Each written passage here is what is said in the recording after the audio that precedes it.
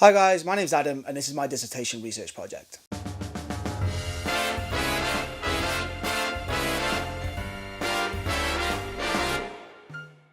In this project, I will aim to find the differences between classical linear storytelling or cinematics from the likes of Martin Scorsese and Thelma Schoonmaker in iconic films such as Raging Bull and Goodfellas,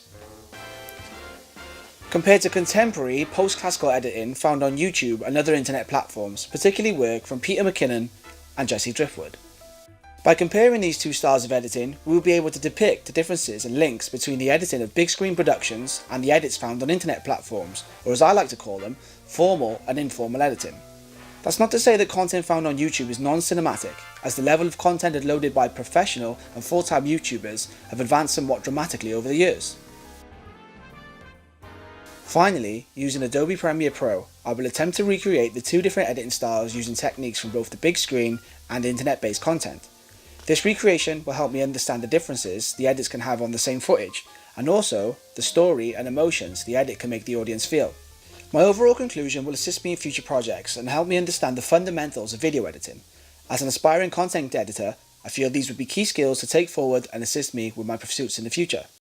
So, firstly, what is video editing? The low motion picture was created in 1895. The first forms of video editing wasn't invented until around 1898, and pioneers such as George Mellies and Robert W. Paul used physical cuts in their film reels to add different camera angles and dramatic instances to their stories. Although some of these cuts can be seen as basic compared to the cinematics of modern day content, a lot of the fundamentals are still used today, and in an interview with Martin Scorsese, he claims that a lot of his influence and his inspiration came from the works of George Mellies. Another great film creator and pioneer of cinematics that can't go without mention is Alfred Hitchcock. Hitchcock was named the master of suspense for his use in eerie edits and 1930s masterpieces such as The Man Who Knew Too Much and The 39 Steps. Hitchcock directed more than 50 feature films in a career spanning 6 decades. He was one of the first editors to refer to cutting as a montage and believed that cutting implied of severing something. It should really be referred to as assembling something to create a whole, and that was a montage. That's what film can do for you. Or you for it, as it were. Moving through the history of film and video editing, we find ourselves with some true movie magic. Creations from editors and directors never thought possible in the early days of film have jumped in leaps and bounds. With the evolution of technology and the innovation of directors and editors, we truly have some great film to study. Martin Scorsese and Thelma Schoonmaker, the team responsible for creating some of the greatest films of all time, so much so that their edits are regarded as art. We will be looking back through some of the iconic scenes throughout Scorsese's productions and editing techniques Schoonmaker has used to bring depth, emotion and magic to an otherwise bleak camera shot. The use of silence. In a lot of modern day film, it is rare to find a movie sequence that is silent. There is always some sort of sound effect or music played quietly below the footage. Scorsese on the other hand uses silence in his movies so well it builds huge tension and awareness. Sound is then reintroduced into a sequence as a climax. A perfect example of this is in Raging Bull.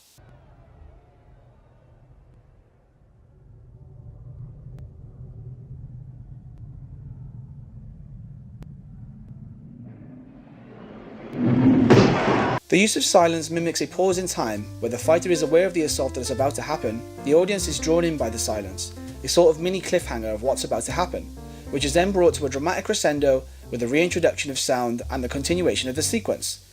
Although you can argue that this is sound manipulation and not so much film editing, the combination of film, dialogue and sound are all part of a film's edit, and without this technique the sequence would have been just another generic edit with little dramatic effect. Freeze frames. Freeze frames are used among films to add dialogue or a character's thought process without fully showing the thought process on screen. It can also be used as a transition between sequences. Scorsese uses freeze frames a lot throughout Goodfellas. The way this technique is used in the scene where the car blows up is particularly powerful for a number of reasons. It adds suspense as to what's going to happen next as the young boy is running away from the explosion. The dialogue explaining the backstory is overheard, explaining the sequence without having to show the actual scene. The sequence is then brought to a dramatic end with the dialogue concluding with a powerful sentence. The freeze frame then ends and shifts into the next scene seamlessly. The freeze frame added 3 necessary elements to the storyline, all while no footage was playing on the screen, and the audience is none of the wiser. One day, some of the kids from the neighborhood carried my mother's groceries all the way home. You know why? It was out of respect. Hi, Mom, what do you think? Pace. Another way to bring dramatics to a sequence is to manipulate the pace of the edit. This also helps when a character gets into an altercation. An actor cannot physically punch or stab a fellow actor because of the obvious result of either being injured. Manipulating the pace of a punch or a stabbing motion can bring more realism and believability to the film, when in actual fact the character's actions were filmed at a much slower, more controlled and safe pace. An example of Scorsese's use of this can be seen in Casino, where a character stabs another character with a pen repeatedly. The footage was most likely filmed at a slower pace, then ramped up in the final edit to make the assault look more aggressive and believable. Scorsese follows the sequence up with a slow pace shot, where the characters look back at each other with the realization of what have just happened. The slow pace allows the audience to feel what's happening in the scene on a deeper level, almost as if the audience is there feeling the same emotions that the characters are feeling. Flashbulb cuts. This type of edit for its time is a more modernized edit. Using the flashes from light bulbs, guns and other reflective objects, the camera angles and scene can switch without the audience realizing the scene has been cut or changed. This technique can also bring a sense of disorientation and chaos to the audience, depicting dismay among the character. Scorsese's use of this is very prominent in the scene taken from The Aviator, where our character, clearly disorientated by the amount of flash photography, is walking up the red carpet. The scene jumps from shot to shot with each flash of a camera, without the audience realizing there has been any sort of cut in the sequence. Over time, editing has developed and modernized through the growth of technology. Some of the creatives using new styles of editing to their advantage are using platforms such as YouTube and other media-based internet services to exhibit their work. Peter McKinnon and Jesse Driftwood are two internet-based videographers. Their work has accumulated millions of views and over 1 million subscribers. Their content, although revolving around tutorials and video logs, or vlogs, takes advantage of newer contemporary editing styles and techniques, some of which would not be found in the cinematics of Scorsese, but bring a whole new dynamic to the edit. We will take a look at some of the main techniques used by Peter and Jesse and compare them with the works of Scorsese to find any links or influences, and also the effects these edits have on the consumer. Slow motion. Slow motion is used regularly throughout the work of Peter McKinnon. Combining high-definition cameras and large frame rates, the footage is slowed down to a smooth buttery sequence that can lead into a transition, climax, to give emphasis to a certain subject, or to add depth and emotion to a piece. Peter uses this technique throughout most of his videos, especially during B-roll, to fill in parts of his content that doesn't have dialogue or to show off a particular artifact or location he is shooting. Disappear, reappear to black or colour. This technique is one of the main techniques internet content creators have in their arsenal. The technique is where the camera op will move the lens of the actual camera into an object or colour at the end of a sequence, then start a new sequence from black or the same colour and bring the camera back out into frame at a different location. The easy transition looks aesthetically pleasing and adds a sense of magic to the piece, without having to use an abrupt cut or change scenery to continue the topic elsewhere. Camera whip. Camera whipping is a transition similar to the disappear to black. The transition starts with the subject in view, then abruptly whips in a preferred direction. This whipping motion is then continued at the start of the next sequence in a different location or on a new subject.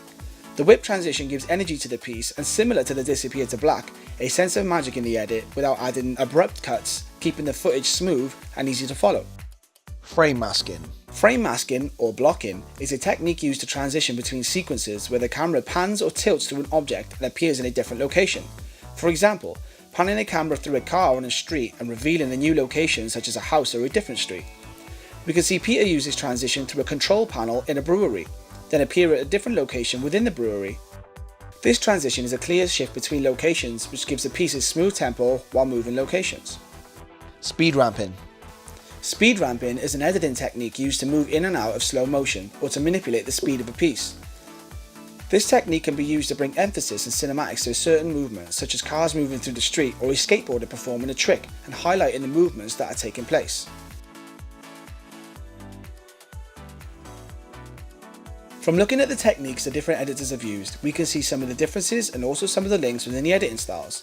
One of the main differences that internet-based projects use is the use of technical and clever transitions between the project, over the hard-cut cinematics of Scorsese projects that put emphasis on the storyline and deep emotions of the characters and actors over the fast-paced movement of vlogs. We also see some links between the newer techniques and the older ones, such as pace being similar to slow motion, and speed ramping being connected subtly to freeze frames.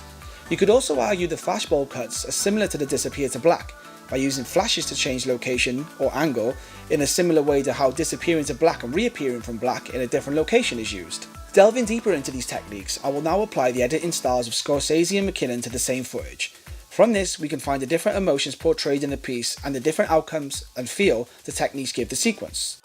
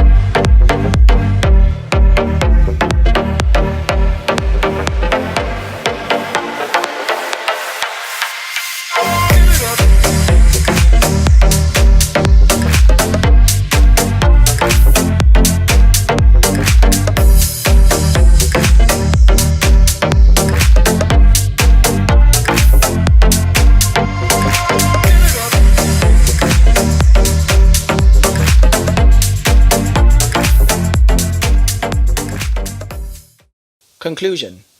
In conclusion, we can see these editing styles have different approaches in terms of target audience and the effects the creator wants the consumer to feel. I think the works of Scorsese attempts to immerse the consumer in the featured film, merging the consumer in the film's world and encouraging empathy and real connections with the characters, using hard cuts and deep emotional edits, holding on to the portrayed emotions for the perfect amount of time and keeping the sequences smooth so as not to disrupt the experience. Then we have the work of McKinnon, who in my opinion uses aesthetics to please the audience and fancy editing tricks to make the content visually pleasing to the consumer over immersive storytelling. The links between the editing styles, as pointed out earlier, are subtle but evident. I feel the newer editing styles take influence from older cinematics, but sacrifice consumer immersion for visual satisfaction. That's not to say that the stories told via internet-based platforms are non-existent, but not on the same emotional level as the works from Scorsese. All in all, both editing styles have their place among consumers and could be used in a number of instances depending on what the creator is trying to portray. I feel an edit itself is a huge key component in the creation of film. We find evidence of this in my recreation of the editing styles of McKinnon and Scorsese.